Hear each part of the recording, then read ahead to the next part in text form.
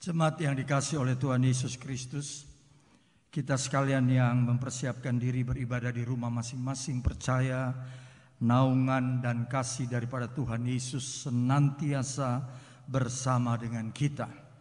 Dan sekarang mari kita siapkan hati dan pikiran kita untuk mengikuti kebaktian di hari Minggu terakhir bulan April 2020, yaitu tanggal 26. Dan Ibu Bapak sekalian, mari saya undang kita bangkit berdiri. Kita siapkan hati dan pikiran kita mengikuti kebaktian hari Minggu ini.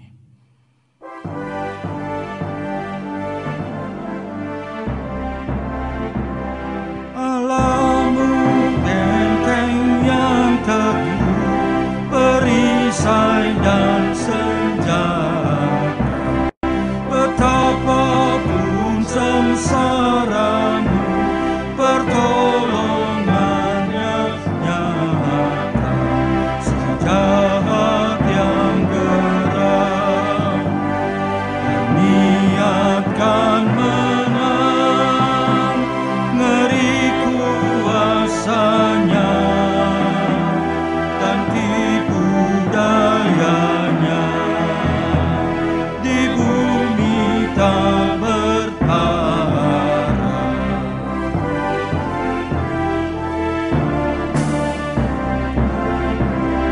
Dengan tenaga yang fana, niscaya kita kalah. Pahlawan kita dialah yang diurapi Allah. Siapa namanya? Sang Kristus mulia, Tuhanmu yang esa, Panglima semesta, niscaya Ia jaya.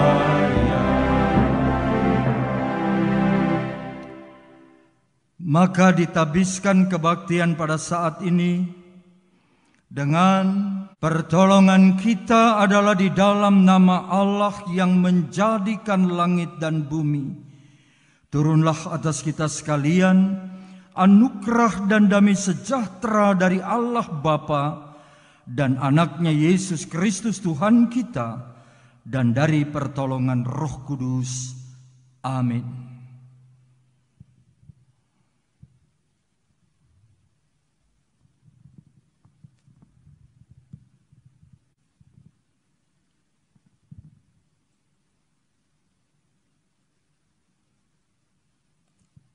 Berita hidup baru pada pagi hari ini terambil dari kitab 2 Korintus pasal yang keempat ayat 5 sampai dengan yang ke-6.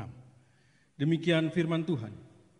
Sebab bukan diri kami yang kami beritakan, tetapi Yesus Kristus sebagai Tuhan, dan diri kami sebagai hamba-Mu karena kehendak Yesus. Sebab Allah yang telah berfirman, dari dalam gelap akan terbit terang.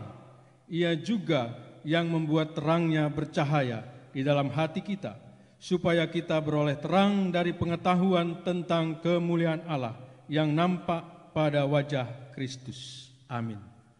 Shalom. Puji Tuhan, kita berkumpul kembali pada pagi hari ini untuk beribadah bersama-sama, menghadap kepada Tuhan di dalam puji-pujian dan juga mendengarkan firman Tuhan.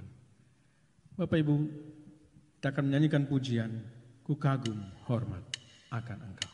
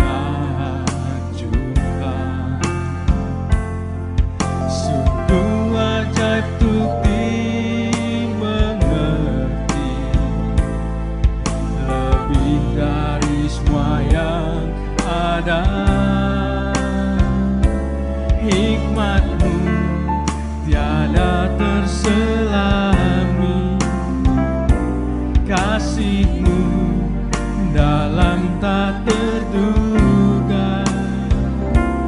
Kau sungguh indah tiada taranya, mulia dan berkuasa. Kau kagum hormat akan Engkau, ku kagum hormat akan Engkau. Kau Allah yang layak dipuji, ku kagum akan Engkau. Kau sungguh indah tiada taranya, sungguh menakjubkan, sungguh ajaib untuk dimengerti, lebih dari semua yang ada. Hikmat-Mu tiada terselami, kasih-Mu dalam tak terduga. Kau sungguh indah tiada taranya, mulia dan berkuasa.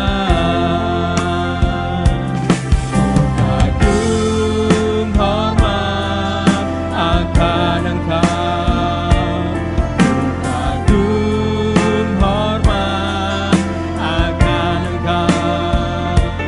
Kau Allah yang layak dipuji, ku kagum akan Engkau. Ku kagum hormat akan Engkau, ku kagum hormat akan Engkau. Kau Allah yang layak dipuji, ku kagum akan Engkau. Kau Allah yang layak dipuji, ku kagum akan Engkau. Kau Allah yang layak dipuji, ku kagum akan Engkau.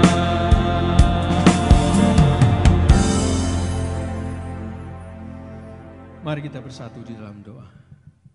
Bapa, di dalam nama Tuhan Yesus Kristus yang adalah juru selamat kami yang hidup dan kekal, kami sungguh bersuka cita, kami sungguh bersyukur karena Engkau berikan kami kesempatan pada pagi hari ini untuk dapat datang bersama-sama, bersaudara seiman untuk berkumpul beribadah kepadamu Tuhan.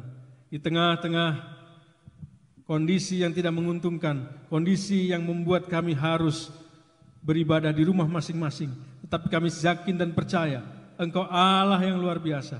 Engkau terus menyertai kami. Terima kasih Tuhan untuk pemeliharaan dan penyertaan-Mu. Terima kasih untuk perlindungan-Mu sepanjang waktu yang boleh kami lalui sampai dengan saat ini. Kami datang sebagaimana kami adanya.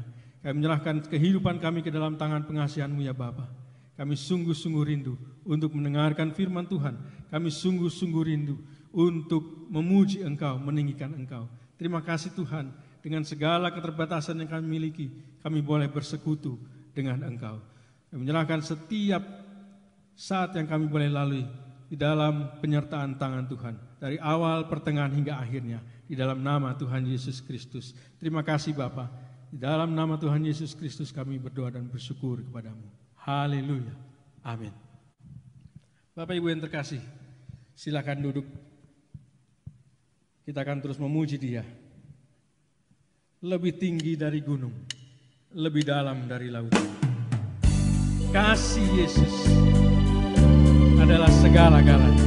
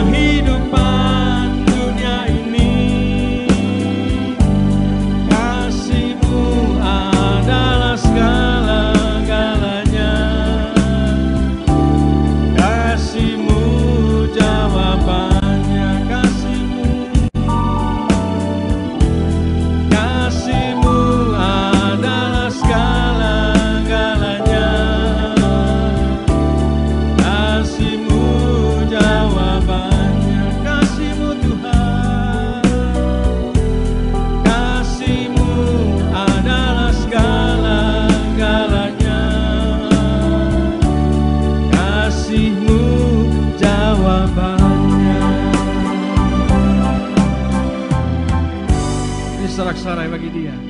Karena kasih Tuhan adalah jawaban bagi setiap pergumulan kita di dalam kehidupan kita hari lepas hari, termasuk pada saat kondisi kita sekarang ini.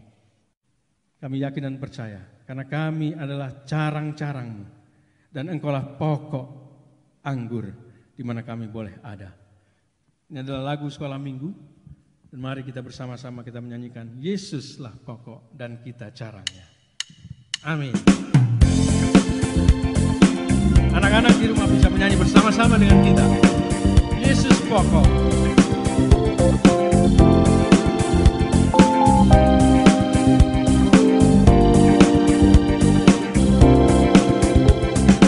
Yesus pokok dan kitalah carangnya, tinggallah di dalamnya.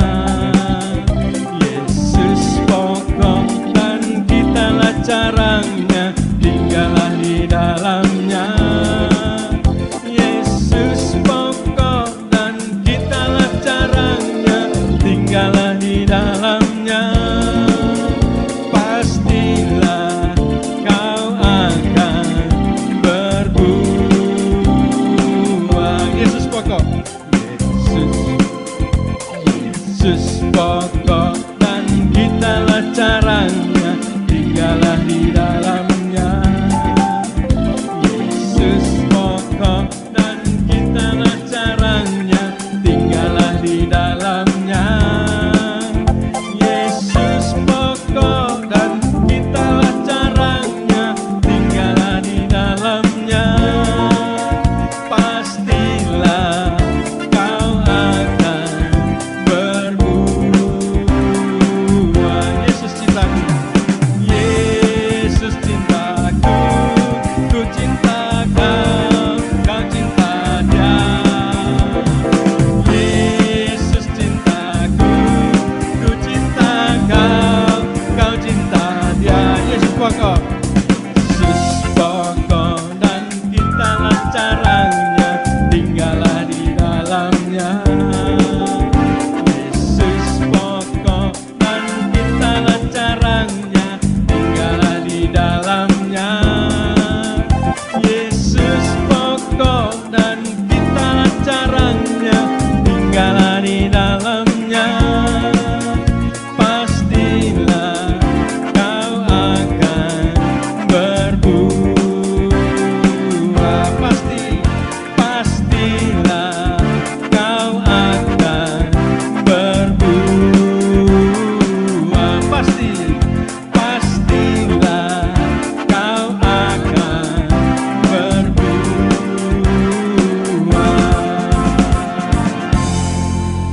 Tinggal di dalam Dia, karena Dialah pokok dan kitalah carangnya, dan kita pasti akan berbuah. Bapak Ibu yang terkasih, mari kita bangkit berdiri bersama-sama. Kita mau memuji Dia, karena apabila kita carang, kita berada di dalam pokok anggur yang benar, maka kekuatan ada di dalam kita, karena Yesuslah kekuatan kita. Engkaulah kuat. Amin.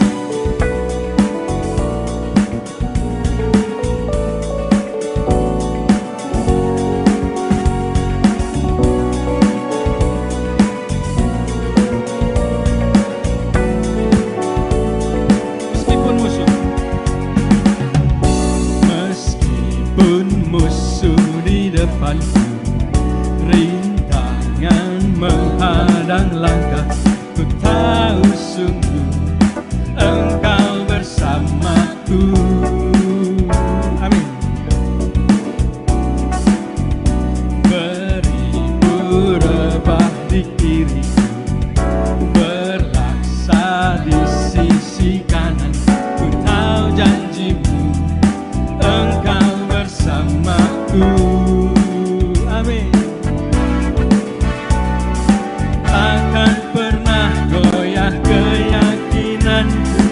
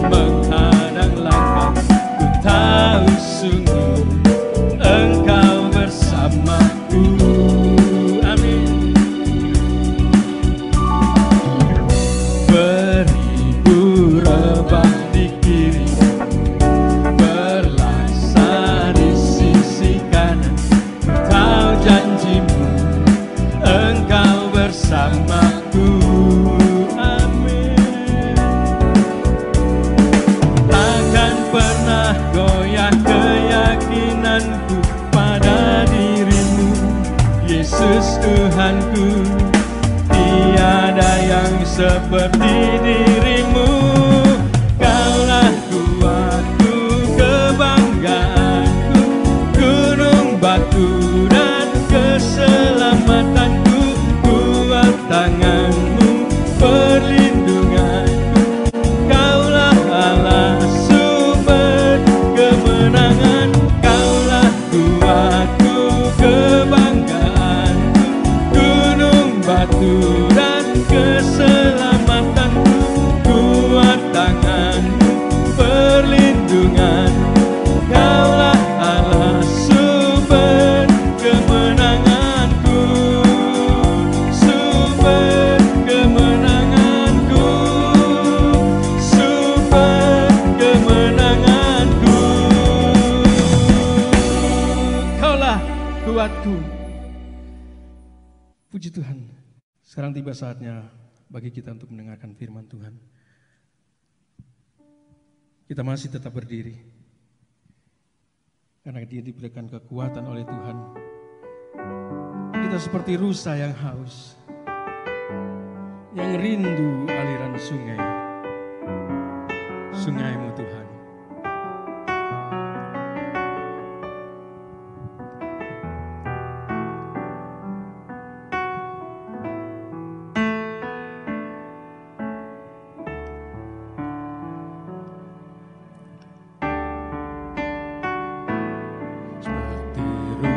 Sayang haus, rindu aliran sungai-Mu.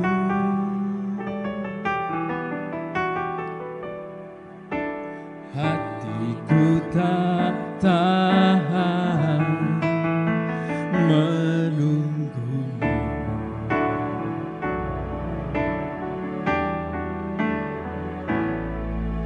Bagai tanah gersang menanti datangnya hujan, begitupun jiwaku Tuhan. Hanya Engkau, hanya Engkau, pribadi yang mengenal hatiku. Tiada yang tersembunyi bagimu, seluruh isi hatiku Kau tahu dan bawaku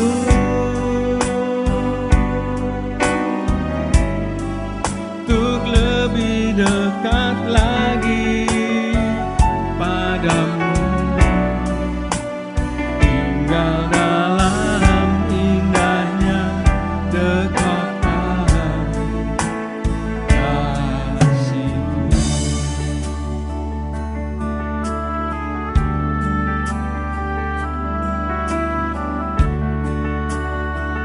Seperti rusa,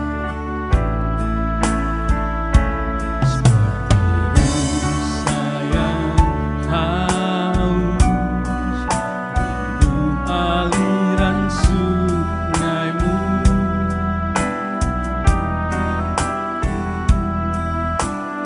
Hatiku tak tahan menunggu.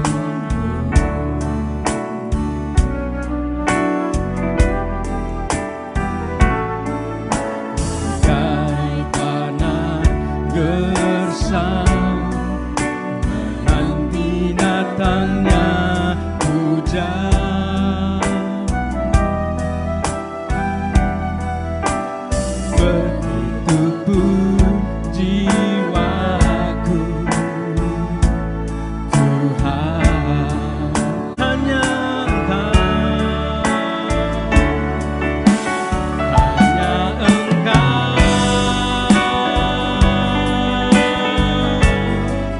pribadi yang mengenal hatiku. Tiada yang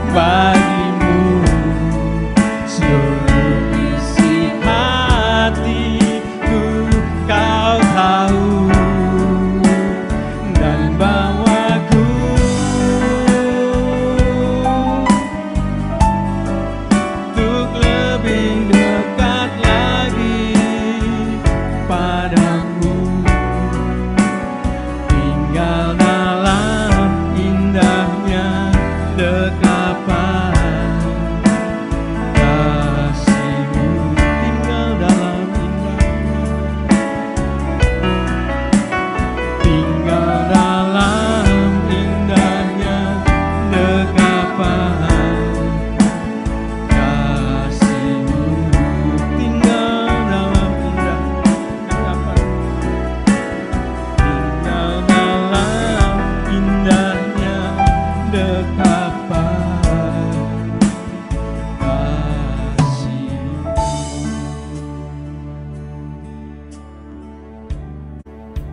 Jemaat yang dikasihi oleh Tuhan Yesus Kristus, mari bersama-sama kita berdoa, memohon kepada Tuhan untuk pemberitaan firman Tuhan saat ini. Bapa kami yang berada dalam sorga, puji dan syukur karena kasih setia Tuhan tidak pernah lekang dalam kehidupan kami. Hari demi hari yang kami lalui, kami selalu berjalan bersama dengan Engkau, Allah yang Maha Besar. Bapa, terima kasih untuk perjalanan yang panjang, perjalanan yang penuh dengan pergumulan, perjalanan yang penuh dengan tantangan. Tetapi Tuhan sekali-kali tidak pernah tinggalkan dan biarkan kami.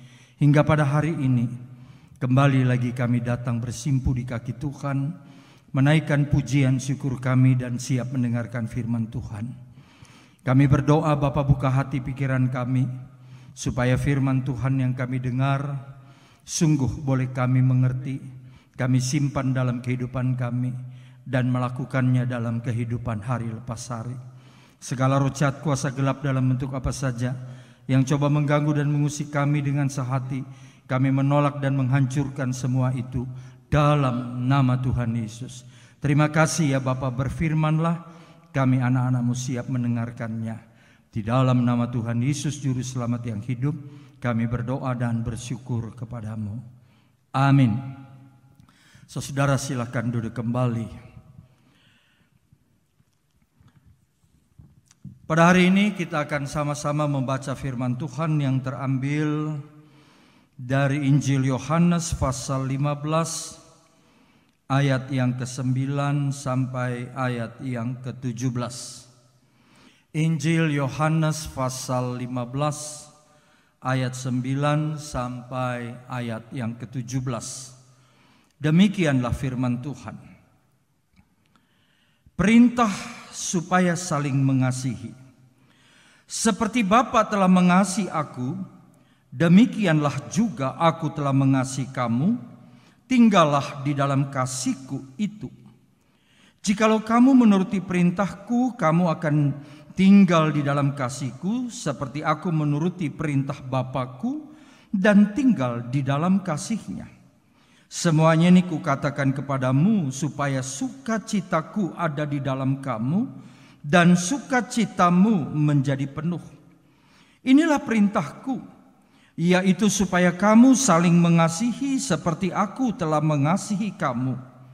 Tidak ada kasih yang lebih besar daripada seorang yang memberikan nyawanya untuk sahabat-sahabatnya. Kamu adalah sahabatku, jikalau kamu berbuat apa yang kuperintahkan kepadamu. Aku tidak menyebut kamu lagi hamba, sebab hamba tidak tahu apa yang diperbuat oleh tuannya. Tetapi aku menyebut kamu sahabat karena aku telah memberitahukannya kepada kamu segala sesuatu yang telah kudengar dari Bapakku. Bukan kamu yang memilih aku, tetapi akulah yang memilih kamu. Dan aku telah menetapkan kamu, supaya kamu pergi menghasilkan buah dan buahmu itu tetap. Supaya apa yang kamu minta kepada Bapa dalam namaku, diberikannya kepadamu. Inilah perintahku kepadamu, kasihilah seorang akan yang lain. Sedemikian jauh pembacaan firman Tuhan. Yang berbahagia adalah kita sekalian yang sudah membacanya, memeliharanya, dan dengan penuh tanggung jawab kita siap melakukan apa yang diperintahkan oleh Tuhan melalui firman-Nya. Ibu bapak dan saudara-saudara yang dikasihi oleh Tuhan, kita yang sekarang berada di rumah, kita yang tetap ingin kuat berada di rumah bersama dengan Tuhan, dan kita tidak boleh menjadi kalah. Kita selalu mendambakan dan merindukan firman Tuhan. Artinya kita selalu merindukan Allah menyapa kita setiap hari. Allah berbicara kepada kita setiap hari.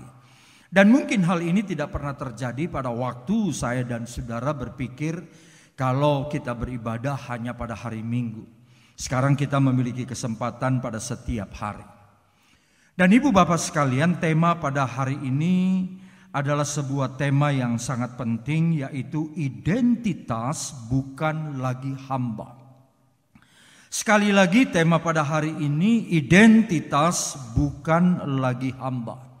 Diambil dari Yohanes pasal 15 ayat 9 sampai ayat 17. Kata identitas sudah kita dengar dari sejak awal bulan April ini. Saya berkhotbah bahwa bulan April tema kita adalah identitas ilahi, divine identity. Sebuah identitas yang mengajak bahwa kita perlu sebuah identitas, perbedaan yang akan membedakan kita dengan dunia ini. Dan ibu bapak sekalian, bahwa kalau kita bicara tentang satu identitas, di dunia diajarkan bahwa seorang yang berpribadi memiliki sebuah identitas dan itu bisa dipelajari. Tetapi kalau kita melihat di sepanjang bulan ini, ibu bapak mengikuti khotbah di GKRI Karmel, yang pertama saya coba mengungkapkan tentang identitas sebagai anak-anak Allah. Yang kedua, kita belajar tentang identitas semakin serupa dengan Kristus. Dan hari ini identitas bukan lagi sebagai hamba. Ini adalah sebuah identitas. Identitas yang kita maksudkan dari sepanjang bagian tema di bulan April ini untuk menunjukkan bahwa identitas ilahi yang harus menjadi bagian dari kehidupan kekristenan kita, spiritualitas Kristen kita, dia dibangun bukan karena knowledge, bukan dibangun atas dasar pengetahuan, tetapi dia dibangun atas dasar sebuah hubungan. Hubungan antara kita orang percaya dengan Yesus sebagai kepala gereja, dan sudah tentu Allah di dalam Bapa, Anak, dan Roh Kudus. Maka dengan demikian kita belajar bagaimana identitas itu kita peroleh. Di dalam Injil Yohanes dikatakan bahwa identitas yang terpenting dimulai karena dibangunnya sebuah prinsip yang paling dasar. Setiap orang mengalami satu kelahiran baru. Mengalami kelahiran baru harusnya kita mengerti bahwa kita dilahirkan dari atas, dari Allah. Kita mengalami penciptaan yang baru. Ini disampaikan oleh Yesus Kristus sendiri ketika berbicara dengan Nikodemus, seorang pemimpin agama, dan dia merasa kalau datang pada siang hari, keberadaannya dan statusnya akan dipersoalkan dan digugat oleh banyak orang. Dan karena itu Nikodemus datang kepada Yesus pada waktu malam untuk memberikan rasa aman dan nyaman dalam diri Nikodemus. Dan dia bertanya kepada Yesus.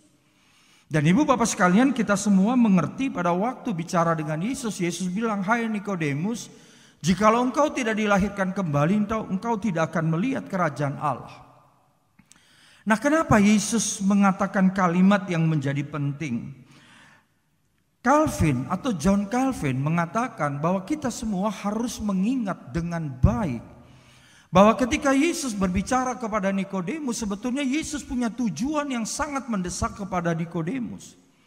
Nikodemus tidak akan pernah mengerti siapa Yesus. Nikodemus tidak akan pernah mengerti tentang Injil. Nikodemus tidak akan mengerti kebenaran yang disampaikan oleh Yesus.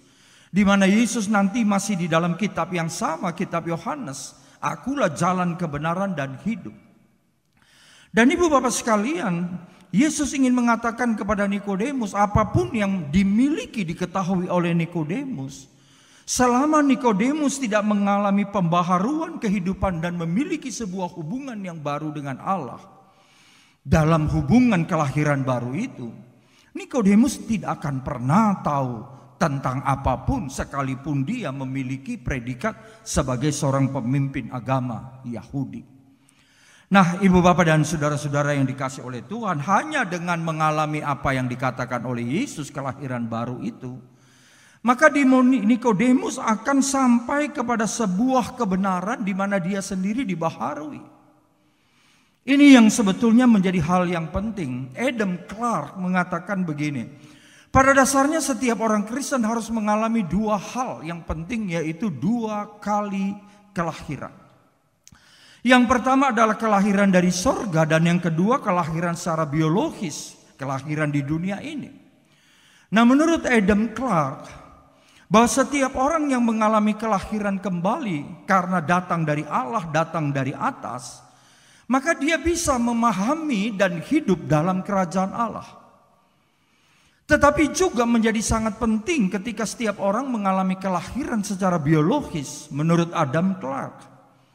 Setiap orang akan memiliki sebuah pengalaman ritualitas kekristenan, bahwa setiap orang yang dilahirkan di dunia ini memiliki kesempatan untuk memiliki identitasnya.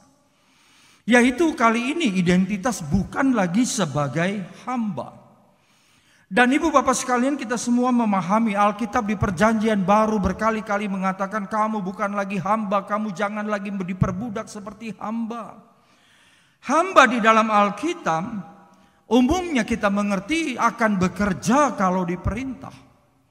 Seorang hamba di dalam Alkitab seringkali juga kita tahu, dan Yesus juga mengungkapkan dalam Injil Yohanes pasal 15 bahwa seorang hamba tidak tahu apa yang tuannya buat. Saya dan saudara bersyukur karena kita bukan hamba, bukan budak. Kalau budak itu melakukan segala sesuatu karena diperintah oleh tuannya. Kita bukan lagi budak yang dalam persepsi umum, seorang budak biasanya menuntut upah. Kalau upah saya anggap memadai buat saya akan bekerja. Tetapi kalau kita bukan lagi sebagai hamba, saya pernah berkhotbah, kita adalah anak-anak Allah. Maka anak mengerti hati Bapa, anak mengerti apa yang dikehendaki oleh Bapa, dan anak melakukan segala sesuatu bukan karena sekedar diperintah, tetapi karena ada cintanya yang hangat kepada Bapaknya. Ini adalah identitas ilahi. Bahwa identitas bukan lagi sebagai hamba seharusnya menjadi kekuatan kekristenan pada hari-hari ini. Kenapa saya ulang lagi? Rasul Paulus mengatakan kita jangan lagi menjadi serupa dengan dunia ini. Karena ketika saya dan saudara orang Kristen pengikut Yesus menjadi serupa dengan dunia, kita kehilangan identitas ilahi kita. Kita kehilangan apa yang seharusnya menjadi bagian penting yang terintegrasi antara kedatangan Kristus, firman Tuhan, dengan Roh Kudus yang dicurahkan, yang kemudian membuat saya dan saudara-saudara dengan dunia ini menjadi berbeda, yaitu adanya identitas ilahi. Sekalipun saya dan saudara memiliki banyak hal, saudara-saudara berpengalaman, saudara-saudara kita lihat banyak orang di dunia memiliki segala-galanya dan menyebut diri sebagai orang Kristen, melayani, memiliki jabatan, kemana-mana pergi melayani Tuhan. Tetapi kalau dia tidak punya identitas kehilangan, atau dia kehilangan identitas ilahi, maka dia tidak akan menunjukkan dari mana dia sebenarnya datang. Nah, ibu bapak sekalian, kita kembali kepada pembacaan kita. Pada ayat yang ke-9, kita semua memahami bahwa ini merupakan cakupan dari satu pasal, yaitu Yohanes 15. Dan Yesus menggambarkannya dengan jelas. Hubungan yang tadi saya sampaikan adalah hubungan karena kelahiran baru. Pada sisi yang kedua, Yesus menegaskan hubungan itu seperti antara pokok anggur yang benar dengan carang-carangnya atau ranting-rantingnya. Yesus berkata pada ayat yang ke-5, akulah pokok anggur dan kamulah ranting-rantingnya. Barang siapa tinggal di dalam aku dan aku di dalam dia, ia berbuah banyak sebab di luar aku. Kalau ranting di luar pokok, saya dan saudara orang Kristen di luar Kristus tidak mampu berbuat apa-apa. Ini sebuah kebenaran yang diteguhkan dan ditegaskan di dalam Injil Yohanes. Lalu pada bagian yang berikutnya kita membaca bahwa setelah kelahiran baru, hubungan antara pokok anggur dengan ranting, maka sekarang kita diajar untuk perintah mengasihi Allah. Dikatakan pada ayat yang 9, seperti Bapa telah mengasihi aku, demikianlah juga aku telah mengasihi kamu. Berkali-kali saya mengatakan bahwa Bapa mengutus Yesus putranya, dan nanti putranya Yesus mengutus Roh Kudus. Lalu pada waktu saya dan saudara melayani Tuhan, sebenarnya kita diurapi karena ada pengutusan dari Roh Kudus dalam kehidupan kita. Nah, ini yang dipakai oleh Yesus, seperti Bapa telah mengasihi aku, demikianlah aku mengasihi kamu. Sama seperti Bapa mengutus aku mengutus kamu. Dan dikatakan karena dasarnya pengutusan untuk mengikat semua pengikut Kristus, pokok anggur dengan rantingnya, lalu Yesus mengatakan, tinggallah di dalam kasih-Ku itu. Maka kasih bukanlah satu perasaan, kasih bukanlah satu keberadaan yang kita bisa tunjukkan pada waktu kita bernyanyi atau kita melayani. Tetapi kasih dalam pengertian Injil Yohanes pasal 15, kasih agape, kasih agapau, kasih yang terus menerus dari Allah, membawa setiap orang percaya tinggal di dalam kasih Kristus. Ini menjadi bagian yang penting. Karena itu kita diajarkan mengapa bergereja juga di rumah menjadi penting. Karena hakikat gereja tidak saja gereja yang kelihatan, gereja yang tidak kelihatan, himpunan orang percaya atau gedung. Dan saya berkali-kali ingin menegaskan lagi bahwa gereja bukan sekedar gedung, kita adalah gereja. Dan karena kita adalah gereja, kita memiliki potensi kesempatan untuk tinggal di dalam kasih Kristus. Ibu bapak, saudara-saudara yang dikasihi oleh Tuhan Yesus Kristus, ketika saya dan saudara kita semua orang percaya tinggal di dalam Yesus, tinggal di dalam kasih-Nya, apa yang kita takutkan? Apa yang menjadi kekhawatiran kita? Kasih Allah segala-galanya. Kasih-Nya menaungi kita sedemikian rupa. Kasih membuyarkan rasa takut dalam kehidupan kita. Karena kasih daripada Yesus, sorga menjadi kenyataan kepada semua orang yang mengasihi Yesus. Lalu pada ayat yang ke-10 dikatakan, jikalau kamu menuruti perintahku, kamu akan tinggal di dalam kasihku. Menegaskan ayat yang ke-9, seperti aku menuruti perintah Bapakku dan tinggal di dalam kasih-Nya. Ini hubungan relasi antara Yesus sebagai anak dengan Bapa, dan itu digambarkan, diparalelkan antara Yesus dengan saya serta saudara untuk hidup di dalam kasih itu. Ini yang memungkinkan kita menjadi orang Kristen yang bukan lagi sebagai hamba. Semuanya itu kukatakan kepadamu supaya sukacitaku ada di dalam kamu dan sukacitamu menjadi penuh. Ketika Allah memberikan segala sesuatu, hendaklah kamu mengasihi Allahmu dengan segenap hati, itu penuh. Maka sukacita yang datang daripada Yesus yang harus menjadi bagian kita. Berkali-kali juga saya mengatakan sukacita di dalam kebenaran Kristus, sukacita Injil. Itu yang mendorong semua orang percaya melayani Tuhan tanpa berkalkulasi untung dan rugi. Ada sukacita ketika para murid dari Yesus mengusir setan, menyembuhkan banyak orang, mereka bersukacita. Tetapi kemudian Yesus mengatakan, kamu jangan bersukacita karena kamu bisa mengusir setan dan melakukan penyembuhan rohani, tetapi bersukacitalah karena namamu tersurat di buku kehidupan. Sukacita seperti ini tidak sama dengan sukacita yang ada dalam dunia ini ketika kita naik pangkat, kita diberi pasangan hidup dan lain-lain sebagainya, lalu kita mengungkapkan rasa sukacita kita. Sesuatu yang sangat berbeda. Lalu kemudian pada ayatnya yang ke-12, inilah perintahku, yaitu supaya kamu saling mengasihi seperti aku telah mengasihi kamu. Dasar dari kasih Allah ini, dia menjadi modal terbesar bagi saya dan saudara hidup sebagai orang percaya yang punya identitas ilahi. Dan karena itu ayat yang berikutnya, ayat 13, tidak ada kasih yang lebih besar daripada kasih seorang yang memberikan nyawanya untuk sahabat-sahabatnya. Ada banyak orang punya kasih, tapi seperti kasih yang kita kenal hari-hari ini, yaitu narsisme, yang sebetulnya lebih kepada mengasihi diri sendiri dan tidak memperdulikan orang lain. Kasih yang Yesus ajarkan adalah kasih yang berani memberikan nyawanya kepada para sahabat. Ibu bapak, mari kita perhatikan kalimat penting ini. Apakah kita orang Kristen sungguh mengasihi Kristus? Kalau kita sungguh mengasihi Kristus, maka kita tidak lagi mengasihi diri sendiri.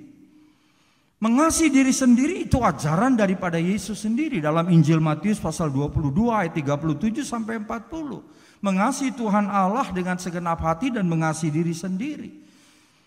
Tetapi yang ingin Yesus sampaikan pada bagian ayat ini adalah satu contoh pola corak kasih di mana setiap orang Kristen ketika dia mengasihi, dia berani berkorban. Dia berani memberikan seluruh waktunya. Ingat, ini adalah kasih yang didahului oleh kasih daripada Yesus Kristus kepada kita orang percaya. Nah, kemudian pada ayat yang ke-14 dikatakan, karena itu kamu adalah hambaku, jikalau kamu berbuat apa yang kuperintahkan kepadamu. Mustahil saya dan saudara orang Kristen di mana saja mengatakan mengasihi Tuhan tapi tidak mengikuti perintah Tuhan.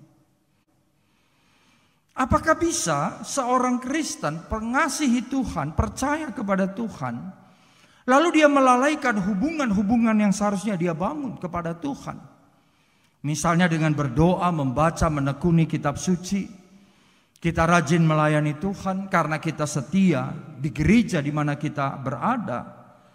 Apakah ini yang menjadi sebuah kebenaran yang dimunculkan akibat kita mengikuti perintah dari Tuhan? Ketika hal ini tidak pernah terjadi, ibu bapak sekalian, maka kasih itu berdasarkan yang disaksikan di dalam kitab 1 Yohanes 1, 1 Yohanes 2, dan 1 Yohanes 3. Itu adalah satu kebohongan, satu dusta yang besar. Kita mengatakan kita mengasihi Allah tapi membenci sesama kita. Kita mengatakan mengasihi Yesus tapi kita bicarakan orang lain. Bukan yang seperti itu yang Yesus katakan. Dan karena itu pada ayat yang ke-14, kasih yang rela memberikan nyawanya kepada sahabat-sahabatnya, itu memberikan sebuah gambaran untuk menghadirkan identitas ilahi. Dan Yesus kemudian mengatakan, kamu adalah sahabatku jikalau kamu berbuat apa yang kuperintahkan kepadamu. Kamu adalah sahabat.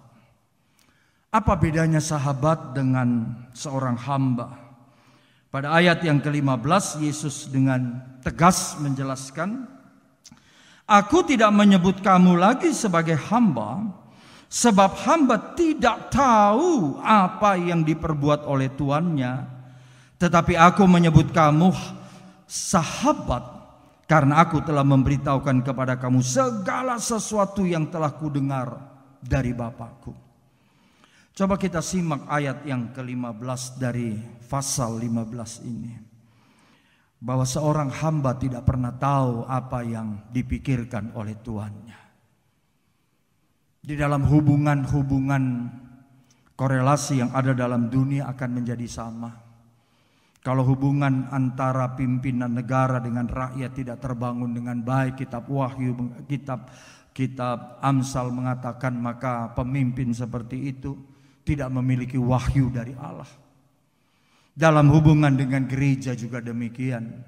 Apapun yang disampaikan oleh hamba-hamba Tuhan, kita tidak akan mengerti karena kita seringkali tidak ingin berupaya untuk menjadi orang Kristen. Di mana saya dan saudara kita semua orang Kristen sepatutnya lah tidak hidup lagi sebagai hamba tetapi sebagai sahabat. Ada kalimat yang menggetarkan dari Yesus pada ayat 15 bagian B. Karena aku telah memberitahukan kepada kamu segala sesuatu yang telah kudengar dari Bapakku. Segala sesuatu yang Yesus dengar dari Bapa disampaikan kepada sahabat. Tetapi segala sesuatu yang ada dalam pikiran dari Kristus kepada semua hamba itu tidak akan pernah mengerti. Hanya kepada sahabat saja para sahabat itu akan mengerti. Nah, untuk memperteguh integritas dari seorang sahabat, hubungan identitas ilahi bukan lagi sebagai hamba. Lalu dikatakan pada ayat 16 dan ayat 17, dan ini menjadi sangat penting untuk kita renungkan bersama. Yesus mengatakan pada bagian ini, bukan kamu yang memilih aku, tetapi akulah yang memilih kamu. Soal pilihan, seringkali kita ingin mengatakan hak pilih ada dalam hidup kita. Kita memilih pasangan kehidupan kita memilih jurusan dari pendidikan yang kita sukai, kita memilih untuk bekerja di mana, kita memilih partai politik tertentu. Semua itu dasarnya umumnya ada dalam diri kita. Tetapi Yesus menegaskan, bukan kamu yang memilih aku, tapi akulah yang memilih kamu. Untuk menjadi seorang Kristen yang memiliki integritas, identitas, bukan lagi sebagai hamba, maka dia harus menyadari hidupnya dipilih oleh Tuhan. Ini bukan kalimat awang-awang, ini bukan kalimat sekedar wacana. Tetapi ini menjadi kalimat yang sangat penting, bahwa kita percaya kita dipilih oleh Yesus dan bukan kita yang menentukan. Lalu yang kedua dikatakan, aku telah menetapkan kamu. Siapa yang menetapkan? Di dalam Alkitab dikatakan bahwa Yesus yang menetapkan. Aku telah menetapkan kamu supaya kamu pergi dan menghasilkan buah.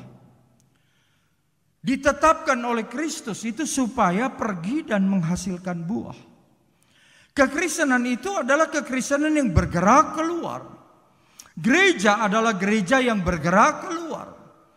Kesalahan bagi gereja pada hari ini ketika berpikir untuk menjadi gereja yang berhasil, justru harus berorientasi seluruhnya ke dalam. Padahal Yesus sudah jelas mengatakan, aku menetapkan kamu supaya kamu pergi dan menghasilkan buah. Pergi dengan sebuah tujuan. Buah itu hanya bisa diperoleh ketika identitas ilahi menjadi modal yang terutama. Bayangkan, ada banyak orang Kristen yang mengaku dirinya orang Kristen dengan segudang dan sederet pengalaman-pengalaman yang hebat. Tapi sebenarnya dia tidak pernah pergi dan menghasilkan buah. Bukankah kita semua sepakat bahwa ada banyak orang Kristen, gereja-gereja kecil atau besar, yang merasa aman kalau mereka hanya berkumpul di dalam saja? Kalau kita lihat bagaimana di dalam kisah kitab para rasul, Kisah Rasul pasal 1 melanjutkan perintah daripada Yesus amanat agung, supaya mereka boleh pergi menjadi saksi. Itu semua hanya memungkinkan kalau mereka menerima Roh Kudus dan memiliki kuasa. Tetapi di pasal 4, pasal 2, pasal 4, jemaat lebih suka berkumpul di rumah sendiri. Jemaat lebih suka, kalau zaman sekarang mungkin saya sebutkan dengan sebuah pemahaman yang mudah dimengerti, untuk kalangan sendiri. Dari Petrus kepada Yakobus, dari Yohanes kepada Matius, dan kepada murid-murid yang lain, tidak yang hanya 12 orang itu saja.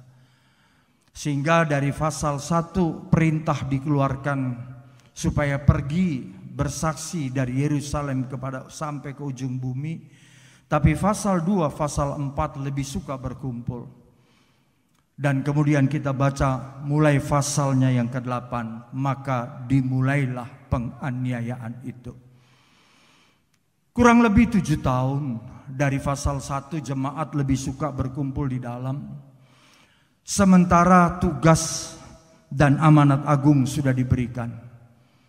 Tidak ada cara lain kalau tidak muncul kesadaran Tuhan kirim penganiayaan. Sehingga mulai dari pasal 8 kitab Kisah Rasul pasal 8, mulailah penganiayaan. Ketika jemaat mulai dianiaya, mereka tersebar, disebutkan sebagai diaspora. Di saat mereka tersebar, itulah Injil diberitakan. Saya kira sebagai seorang Kristen kita tidak perlu harus mengalami cemeti dan ganjaran dari Tuhan untuk melakukan apa yang Tuhan mau. Saya dan saudara tidak boleh menjadi seorang hamba yang selalu berhitung, Tuhan kalau saya melayani saya lebih suka dengan jadwal yang saya atur.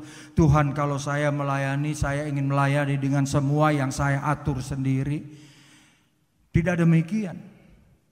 Kalau kita mengerti hati Allah, kita akan selalu berkata, Tuhan apa yang harus saya lakukan? Tuhan apa yang Tuhan mau saya kerjakan?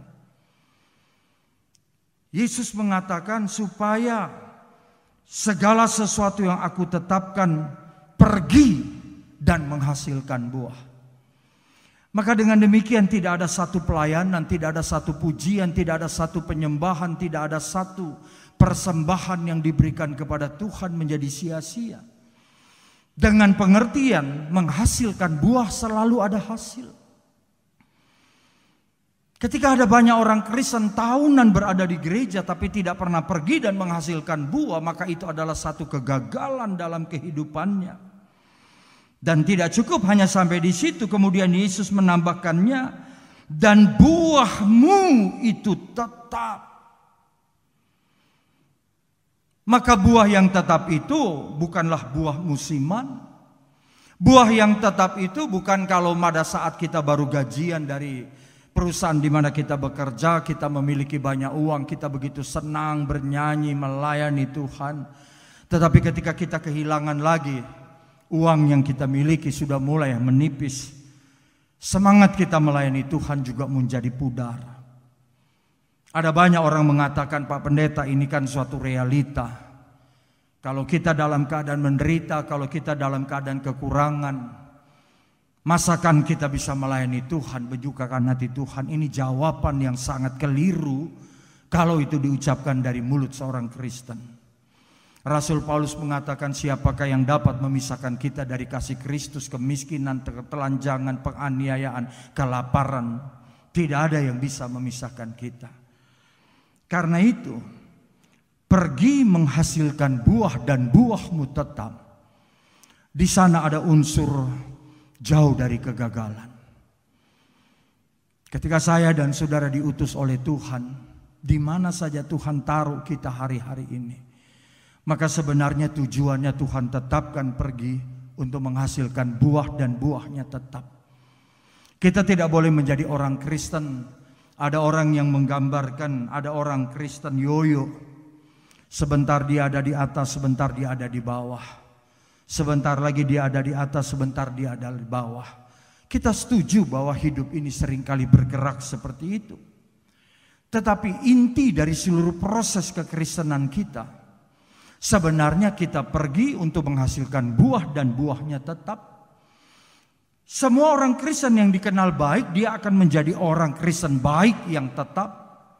Setiap orang Kristen yang bertekun, dia akan dikenal sebagai orang Kristen tekun yang tetap. Setiap orang Kristen yang suka memberi, dia akan dikenal sebagai orang Kristen yang memberi tetap. Itu buah yang tetap. Ketika semua orang Kristen, saya dan saudara melayani Tuhan, diberi jabatan oleh Tuhan, itu bukanlah dorongan supaya kita melayani Tuhan dengan pemahaman, oh kita menjadi rajin hari ini. Tidak. Diberi jabatan atau tidak diberi jabatan, selama saya dan saudara hidup, karena ditetapkan oleh Yesus, diutus pergi dan menghasilkan buah, dia tidak bergantung kepada musim. Dia tidak bergantung kepada periodisasi dari jabatan yang diberikan kepada kita. Lalu kemudian pada ayat yang ke-16, ini bagian dari akhir perikop yang Yesus ungkapkan. Supaya apa yang kamu minta kepada Bapa dalam namaku, diberikannya kepadamu.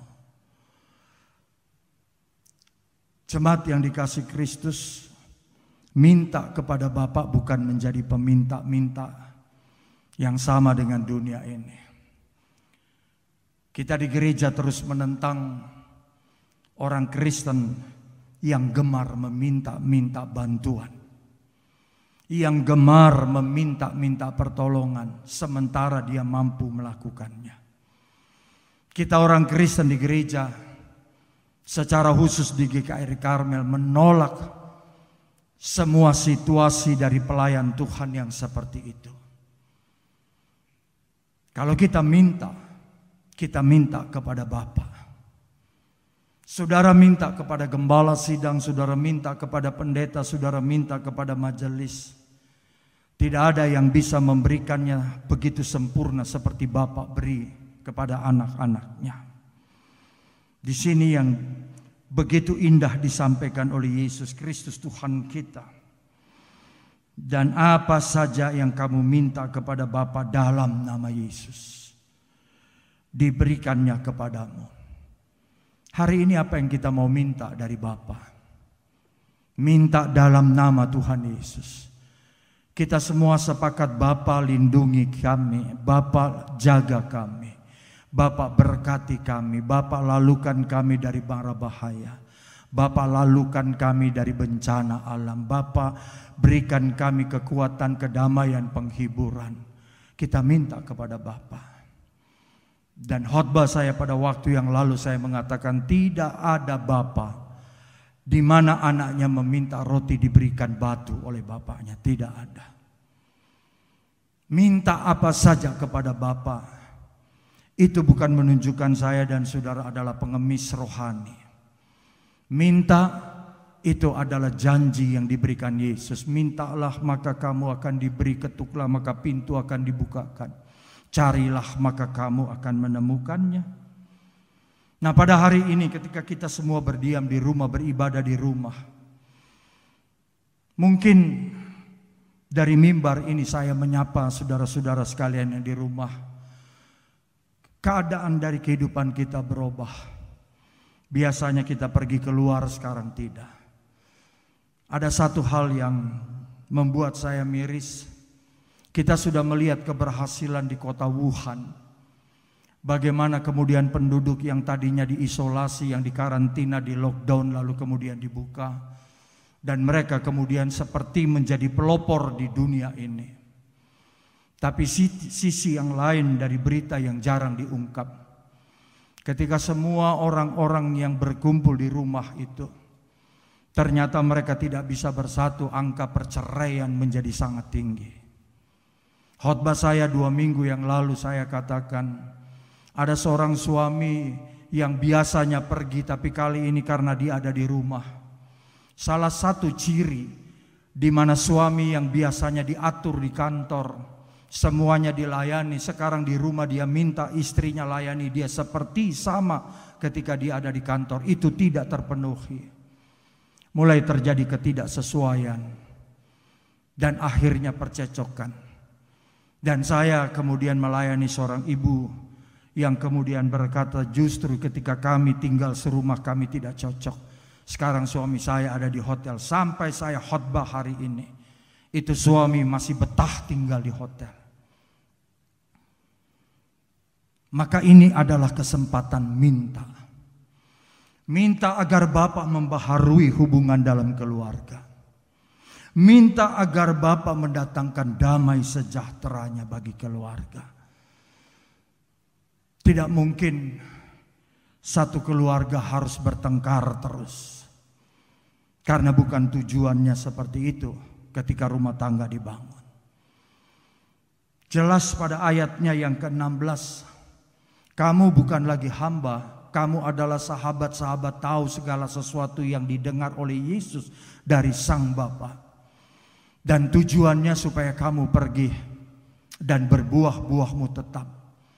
Dan orang yang sudah sampai pada kategori bagian ayat 16 ini, apa saja yang dia minta kepada Bapa dalam nama Yesus akan diberikannya kepadamu. Kita sepakat hari ini kita tidak minta emas yang ditimbang berkilo-kilo, bukan. Kita tidak perlukan itu. Yang kita perlukan adalah sehat, aman, rukun, damai sejahtera dan bersatu. Saya selalu berdoa, semua kita tentu berdoa. Semasa dari wabah coronavirus 19 ini berlalu, ada perubahan yang sangat besar dalam keluarga kita. Kita belajar dari apa yang sudah Tuhan berikan kepada dunia pada hari ini. Dan pada ayat 17 ditutup, inilah perintahku kepadamu, kasihilah seorang akan yang lain. Menegaskan sekali lagi apa yang Yesus sampaikan. Kasihilah Tuhan Allahmu dengan segenap hatimu, dengan segenap kekuatanmu, dengan segenap jiwamu, dan seterusnya. Mengasihi Allah pada dasarnya mengikuti perintahnya. Dan siapa yang mengikuti perintahnya, dia akan menjadi orang percaya, orang Kristen yang dibangun dengan dasar yang kokoh, yaitu dia memiliki identitas ilahi. Jemaat yang dikasih oleh Tuhan, tetaplah setia kepada Tuhan Yesus, tetaplah setia kepada panggilannya, dan tetap berpegang teguh kepada keyakinan kita masing-masing. Karena kita percaya badai dari coronavirus 19 ini pada waktu ditetapkan oleh Allah dalam belas kasihannya akan berlalu dalam kehidupan kita masing-masing. Tuhan Yesus memberkati kita. Amin. Mari kita bersama-sama berdoa. Bapa kami dalam sorga, terima kasih karena hari ini Engkau sudah datang dan menyapa kami melalui firman Tuhan, mendorong kami dan meneguhkan lagi panggilan-Mu dalam hidup kami, sehingga sebagai pengikut Kristus, sebagai orang Kristen, kami memiliki identitas ilahi. Setelah kami belajar memiliki identitas dan hidup dalam identitas sebagai anak-anak Allah, identitas serupa dengan Kristus, dan kali ini identitas bukan lagi sebagai hamba, untuk mendorong pemahaman dari kami sekalian betapa pentingnya hidup di dalam kasih Kristus. Kami bukan lagi hamba, karena hamba tidak tahu apa yang diperbuat oleh tuannya. Kami bukan lagi hamba, karena hamba hanya melakukan jika diperintah oleh tuannya. Kami bukan lagi hamba, karena hamba seringkali melakukan tugas dan pekerjaannya atas dasar upah. Kami adalah anak-anak daripada Bapa. Kami bukan lagi menjadi budak, tapi kami sahabat daripada Kristus. Kami mengerti apa yang dikerjakan Bapa melalui Kristus dalam kehidupan kami. Maka dengan demikian sebagai anak, kami mengerti hati Bapa, mengerti apa yang dikehendaki Bapa dalam hidup kami. Karena kami telah ditetapkan supaya pergi dan berbuah, dan buah itu tetap adanya.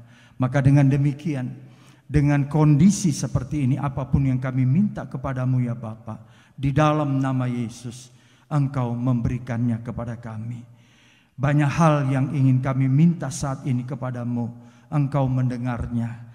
Engkau membuka telingamu bagi kami sekalian, ketika kami berseru, ketika kami memohon kepadamu, dan Engkau memberikannya, karena kami memintanya dalam nama Tuhan Yesus. Terima kasih Bapa, ini doa kami dalam nama Tuhan Yesus, Tuhan yang telah mengajar kami berdoa. Bapa kami yang di sorga, dikuduskanlah namamu, datanglah kerajaanmu, jadilah kehendak-Mu di bumi seperti di sorga. Berikanlah kami pada hari ini makanan kami yang secukupnya, dan ampunilah kami akan kesalahan kami, seperti kami juga mengampuni orang yang bersalah kepada kami. Dan janganlah membawa kami ke dalam pencobaan, tetapi lepaskanlah kami daripada yang jahat, karena Engkaulah yang mempunyai kerajaan dan kuasa dan kemuliaan sampai selama-lamanya. Amin.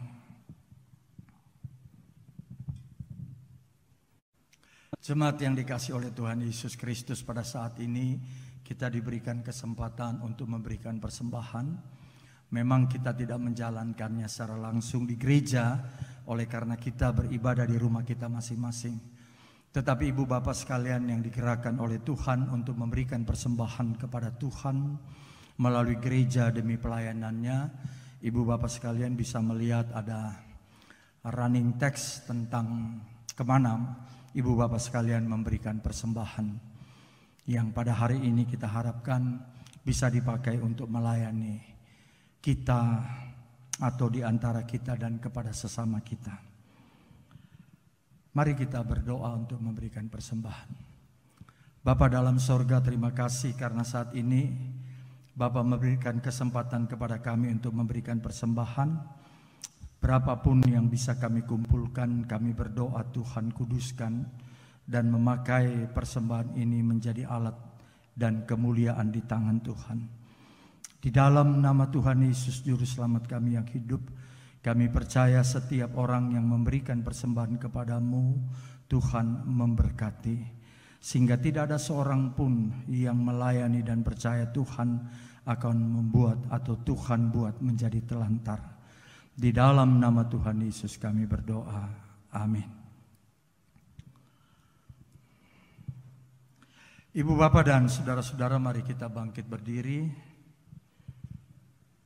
Dan bersama gereja-gereja segala abad di seluruh muka bumi, kita dengan iman kita akan mengucapkan pengakuan iman rasuli. Mari kita semua bangkit berdiri dan kita mengucapkan pengakuan iman rasuli. Aku percaya kepada Allah, Bapa yang Maha Kuasa, Khalik langit dan bumi, dan kepada Yesus Kristus, anaknya yang tunggal Tuhan kita, yang dikandung daripada Roh Kudus, lahir dari anak darah Maria, yang menderita di bawah pemerintahan Pontius Pilatus, disalibkan, mati dan dikuburkan, turun ke dalam kerajaan maut. Pada hari yang ketiga bangkit pula dari antara orang mati, naik ke sorga, duduk di sebelah kanan Allah, Bapa yang Maha Kuasa, dan akan datang dari sana untuk menghakimi orang yang hidup dan yang mati. Aku percaya kepada Roh Kudus, gereja yang kudus dan am, persekutuan orang kudus, pengampunan dosa, kebangkitan daging, dan hidup yang kekal. Amin. Bersama-sama kita akan menyanyikan nyanyian ikrar dari Kidung Jemaat nomor 27, Meski Tak Layak Diriku.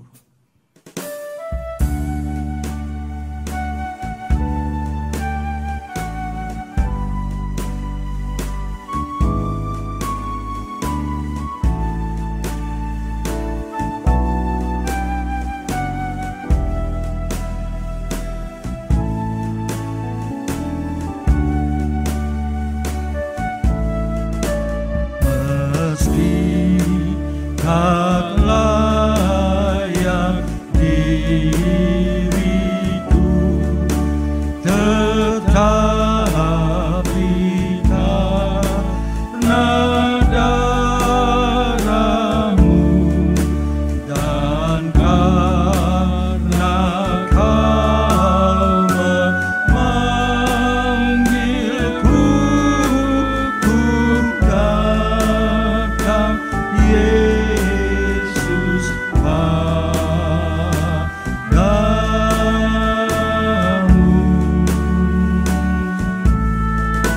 Sebagaimana adanya jiwaku sungguh bercela, darah-Mulah pembasuhnya, ku datang Tuhan padamu.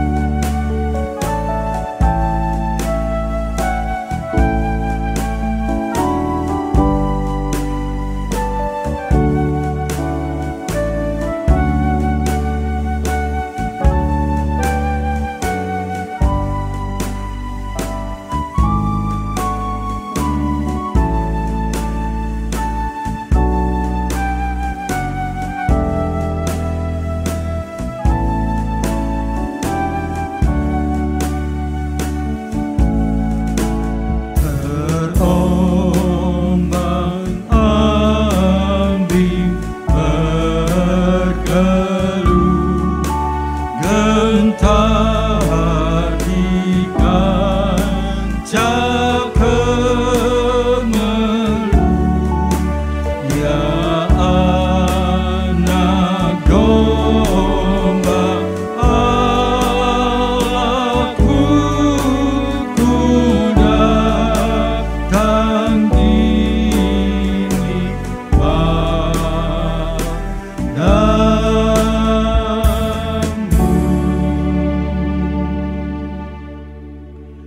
Doksologi.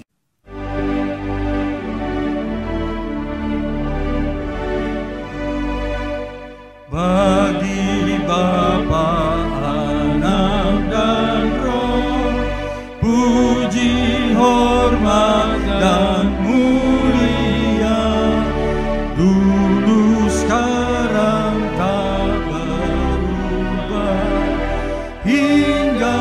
selama-lamanya.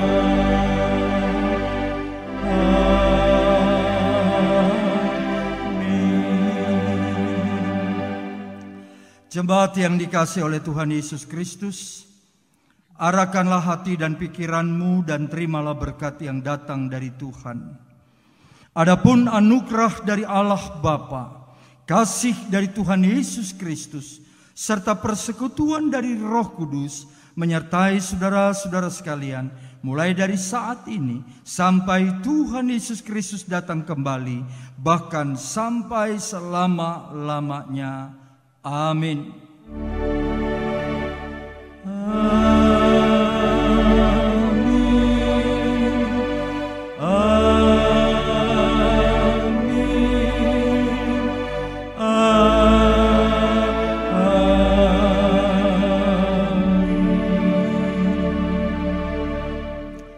Jemaat dipersilakan duduk kembali untuk bersama-sama bersaat teduh. Selamat hari Minggu dan Tuhan Yesus memberkati kita sekalian.